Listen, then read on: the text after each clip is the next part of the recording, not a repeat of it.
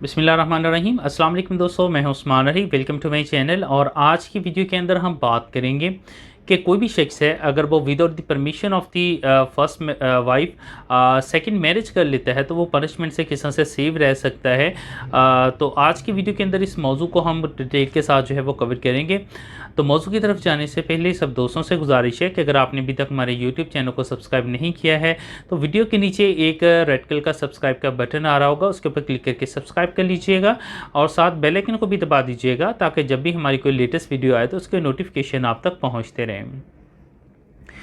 देखिए, सूरह बकरा के अंदर जो है वो वाज़ह तौर पर लिखा हुआ है कि अगर कोई भी शख्स है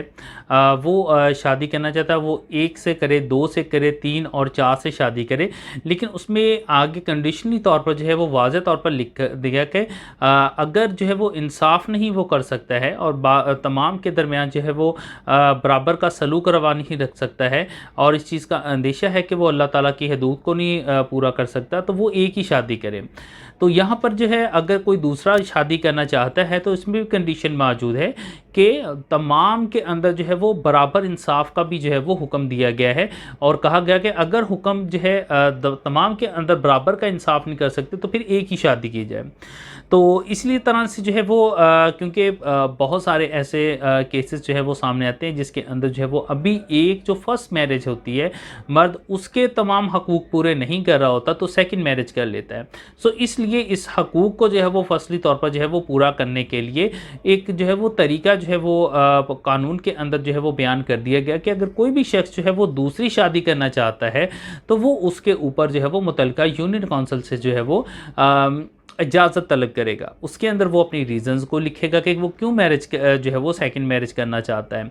अगर जो है वो कोई भी शख्स है वो कहता है कि जनाब मैंने यूनियन काउंसिल में तो एप्लीकेशन नहीं दी है, अपनी बेगम से जो है वो मुझे इजाज़त उसने दे दी थी या उसने जो है वो फ़ोन के ऊपर दे दी थी, मैसेज के ऊपर दे दी या इन रिटर्न लिख के दे दी है, तो उसकी जो है वो प्रॉपर वैल्यू नहीं होगी, बल्कि आपको यूनियन काउंसिल के अंदर से जो है वो इजाज़त लेना ज़रूरी है। आप जो है वो अपनी बेगम को जो है वो आप यूनियन काउंसिल के रूबरू पेश करें, वहाँ पर वो अपनी स्टेटमेंट रिकॉर्ड करवा दे कि उसको दूसरी शादी करने के ऊपर कोई एतराज़ नहीं है, तो वो उसी वक्त जो है वो सर्टिफिकेट सेकंड मैरिज का इशू कर देते हैं। अब जो सर्टिफिकेट लेना होता है सेकंड मैरिज के लिए वो यूनियन काउंसिल ने देना होता है और इसके लिए जो है वो बेगम जो है उसकी इजाज़त लाजमी नहीं है। ताम वो पूछते ज़रूर हैं लेकिन लाजमी नहीं है। अगर चेयरमैन यूनियन काउंसिल इस चीज़ को समझता है कि जो वो ग्राउंड्स बयान कर रहा है या जो रीज़न बयान कर रहा है सेकंड मैरिज की वो वैलिड है तो वो उसके ऊपर जो है वो सेकंड मैरिज की परमिशन ग्रांट कर सकता है।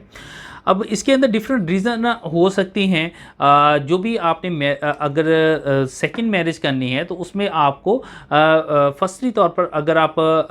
सेकंड मैरिज के लिए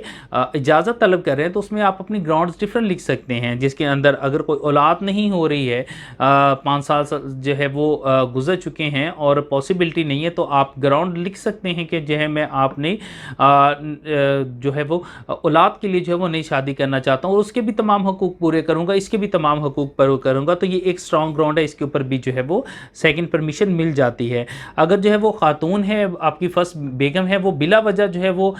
दूसरे अपने माँ बाप के घर जाके बैठी हुई है और बिला वजह किसी रीज़न के बिना और वो वापस भी नहीं आ रही है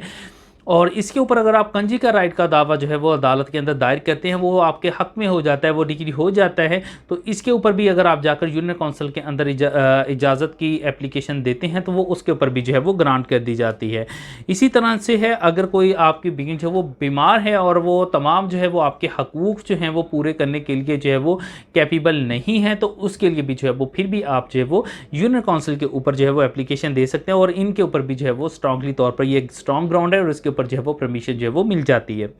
सेकेंडली जो है अब यहाँ पे बात आ जाती है कि एक शख्स है, उसने अगर जो है वो शादी कर ली है लेकिन परमिशन जो है वो ग्रांट नहीं की है, तो इसके अंदर ज़्यादातर जो प्ली लेते हैं मर्द हजरात तो वो यही लेते हैं कि जी उसने डाइवोर्स जो है वो अपनी बेगम पहली को जो है वो दे दी थी। वो इन रिटर्न भी हो सकती है, वो ज़ुबानी भी हो सकती है। अगर कोई ऐसी उसने पहले अपनी बेगम को डाइवोर्स पहली को दे दी थी, बेशक उसको अभी यूनियन काउंसिल के अंदर मुकम्मल तौर पर दर्ज नहीं करवाया है, फर्स्ट ऑफ ऑल तो ये कि अगर दे दी है तो यूनियन काउंसिल के अंदर फौरी तौर पर जो है वो एप्लीकेशन को मूव कर देना चाहिए, वहाँ पर भेजना चाहिए और सर्टिफिकेट इशू होने के बाद जो है वो सेकंड मैरिज कर ले। लेकिन अगर उससे पहले कर ली है और इसके ऊपर एविडेंस मौजूद है कि उसने जो है वो अपनी पहली बेगम को जो है वो डिवोर्स दे दी थी, उसके ऊपर उसने तहरीरी सूरत पर दी है, स्टैम्प पेपर इशू हुआ है, यूनियन काउंसिल को एप्लीकेशन जा चुकी है, तो ये भी एक जो है वो आपके लिए स्ट्रॉन्ग ग्राउंड मौजूद है कि अब आपकी जो पहली जो वाइफ है वो इसके ऊपर आपकी बीवी नहीं रही है, और सेकंड अगर आप इसके ऊपर मैरिज कर लेते हैं तो इसके ऊपर जो है आपका किसी भी किस्म की जो है वो आपके ऊपर कोई लाइबिलिटी इम्पोज जो है वो नहीं होगी। लेकिन इसके अंदर जो है अगर आपने ये प्ली ली है तो आपको ये प्रूव करना पड़ेगा, ये एविडेंस आपने देनी है कि आपने जो है वो पहले जो है सेकेंड मैरिज करने से पहले अपनी फर्स्ट वाइफ को जो है वो डिवोर्स दे दी थी। तो इस मौजू से मुतल्लिक़ अगर आपका फ़र्दर कोई सवाल हो तो आप वीडियो के नीचे कमेंट करके पूछ सकते हैं। थैंक फॉर वॉचिंग एंड अल्लाह हाफिज़।